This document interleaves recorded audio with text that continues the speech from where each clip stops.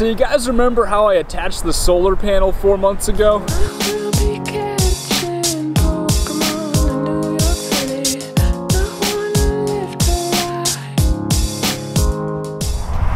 Check out this little tiny house community here. I think I'm in Winter Haven, Florida. I was just driving through by the airport over here and I noticed it and I just had to stop and check it out for a second. It's really cool. They've got like 1, 2, 3, 4, 5. They got like 6 tiny houses here. Looks like it's maybe part of like an RV park, but they have like an area specifically designated for tiny homes.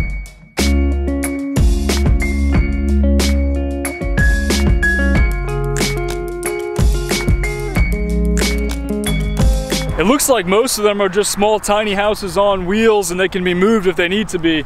It also looks like a lot of people like me like to stop here and check this place out, so I'm gonna get out of here.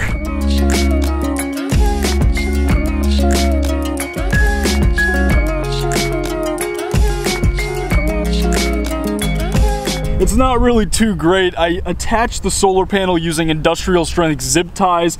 I'm not really worried that it's gonna blow away or anything.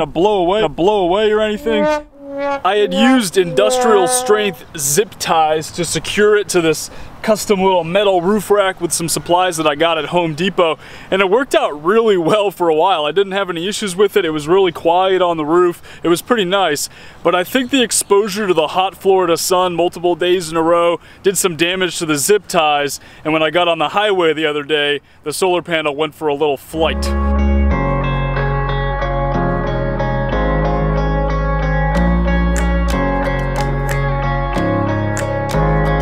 I guess I just kind of got lazy and was not checking the zip ties as regularly as I should have. I probably should have replaced them after a few months and just kept doing that, but I forgot to, and this is what I get. But I did retrieve the panel in the breakdown lane, so that's good at least, but it is pretty scratched up. It's really damaged, and the junction box was like completely destroyed during takeoff. When this happened the other day, I immediately ordered a new 100-watt rigid Renogy panel. I know I've been talking about getting a rigid panel anyways for a while, and I kind of designed that roof rack specifically knowing that I was going to upgrade to a rigid panel at some point in the future. When I left New Orleans, I noticed that the flexible one wasn't really outputting the right amount of power. It was only putting out about 3 amps or so in direct sunlight during peak solar hours, and it should give somewhere between 4 and 5 amps as a 100-watt panel. So it was starting to go anyways, so I guess I kind of been wanting to upgrade as it is, and I'm looking forward to having the new one.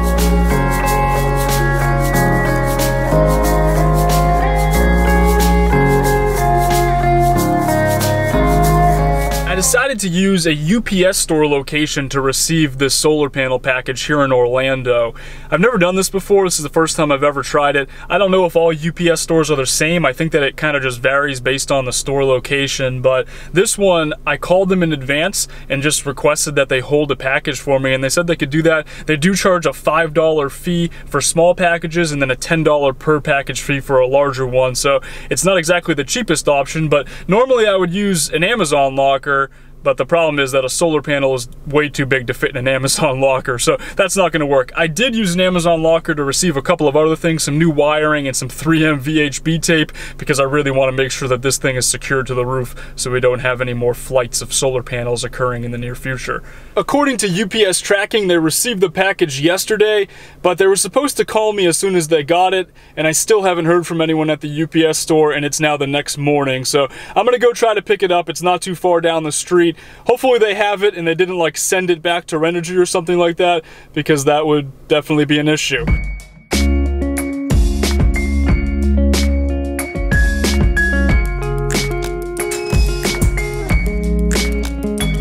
Yeah, that's definitely too big for an Amazon locker. The good news is the new rigid panel fits almost perfectly in the place that I had the other panel set up, and I didn't even have to do any adjusting. The bad news is this is going to be almost impossible to do without a drill.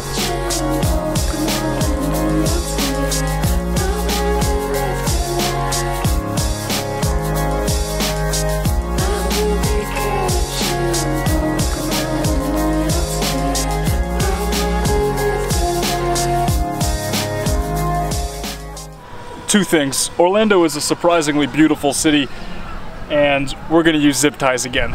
But this time I'm gonna use stainless steel zip ties so I don't think I have to worry about them melting in the sun. And it even says on the package that once they're tightened, they're nearly impossible to get off, so that's good. And I'm also going to be using a bunch of 3M VHB tape. I actually already used it.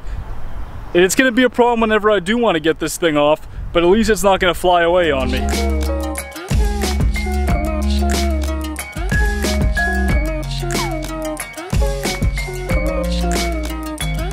All throughout Orlando, I've noticed that they've got these lakes, these like little bodies of water everywhere that you turn, and there's parks that feature the lakes and also just beautiful neighborhoods that surround a lot of them as well. They've got these awesome views of the skyline off in the distance, and it's really, like I said yesterday, just a beautiful city. I'm actually really surprised by it. Obviously, I've been to Orlando before to go to Disney World and stuff like that, but I've never had the chance to truly explore the city until the past couple of days, and it's been really awesome.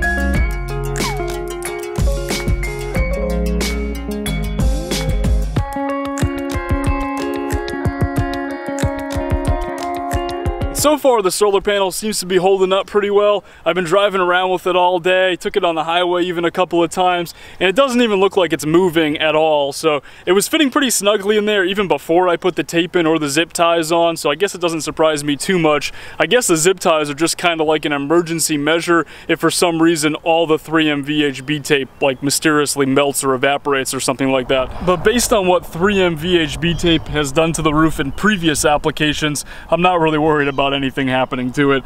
I am going to probably try to put some bolts in there once I get back to New Orleans and can get access to a drill, borrow one from a friend or something. Just put 4 of them in probably along the sides here somewhere to add a little bit of extra security, but I think overall this is going to work out fine.